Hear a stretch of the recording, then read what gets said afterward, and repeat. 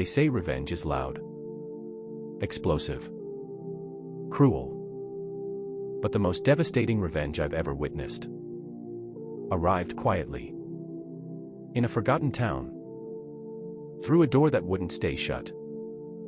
And by morning, the people who had crushed something innocent for years were left staring at the wreckage of their own souls. If you've ever been ignored, underestimated, or made to feel small, if you've ever wished the universe would balance the scales just once, hit that like button, subscribe, and settle in. Because this story isn't about anger. It's about justice. And it's one you won't forget. Briar Hollow liked to pretend it was fine. That was its greatest lie. It was the kind of town where people smiled just enough to avoid questions. Where grief was folded neatly and put away, like winter coats no one expected to wear again. Where joy was suspicious, something reckless people indulged in, not sensible adults. And the ones who enforced that silence, they ran everything. The town council, the businesses, the school board, the library. Especially the library. Once, decades ago, it had been alive. Children sprawled on the floor. Stories read out loud. Laughter echoing between shelves. But over time, it became controlled. No nonsense books. No emotional indulgence. No lingering. And when the boy came, the one no one bothered to learn the name of, they made sure he understood that.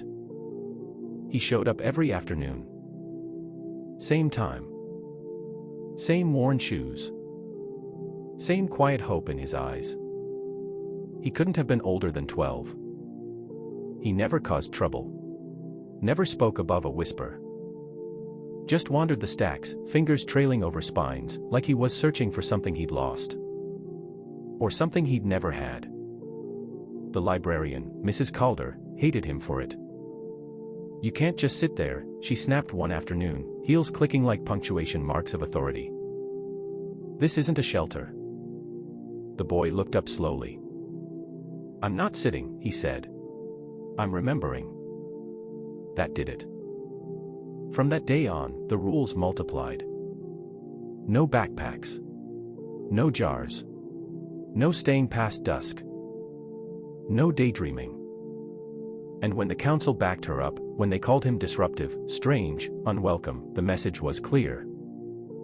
Your feelings don't belong here. The night everything changed, the boy came back one last time. The town was unusually quiet. Too quiet. Like the world was holding its breath. The library door should have been locked. It wasn't. It swung open with a soft thump. A sound that traveled farther than it should have. Inside, the air felt different. Charged. Alive. Dust lifted from the shelves as if stirred by invisible lungs. Books trembled. Pages turned on their own, whispering words no one had read in years. From the darkest corner of the building, where the floor sagged and the past was stored like a shameful secret, the boy stepped forward. In his hands, a glass jar. Inside it, fireflies glowed. But their light was wrong. Not yellow. Not green. It was the color of memory. Birthday candles. First kisses.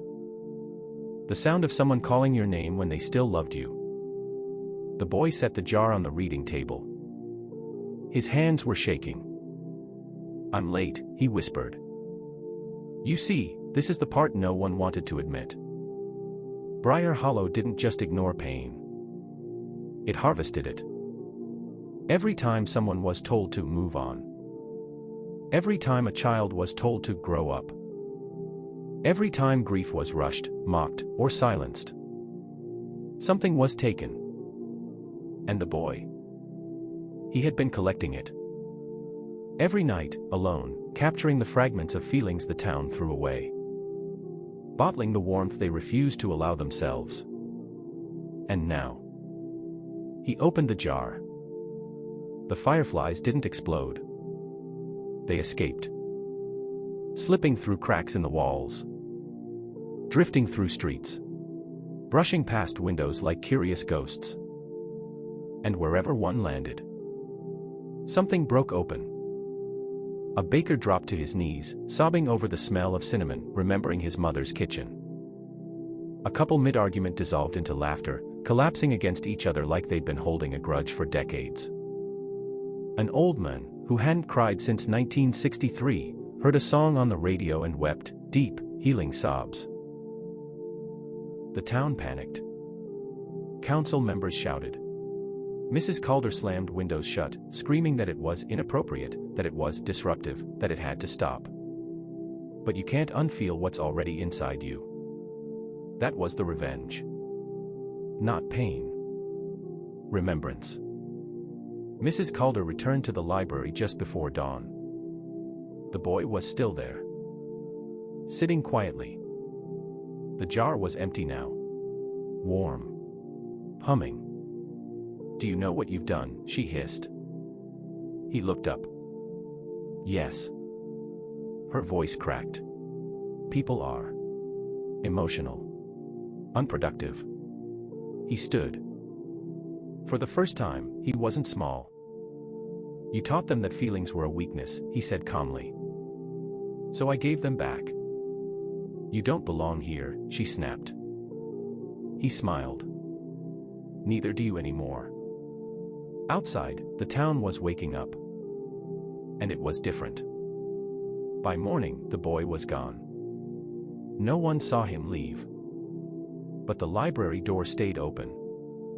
People started coming back. Sitting. Reading.